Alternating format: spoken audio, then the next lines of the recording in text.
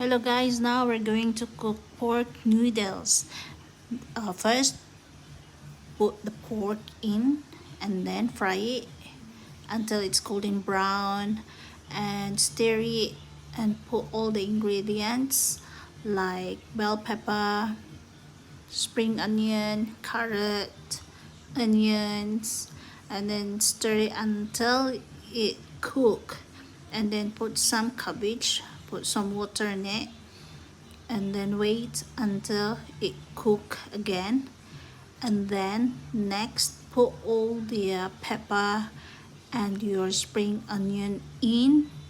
and let it boil and wait for a while, and then put the noodles and stir it until it cook, and then when it's ready serve it hot. Thank you.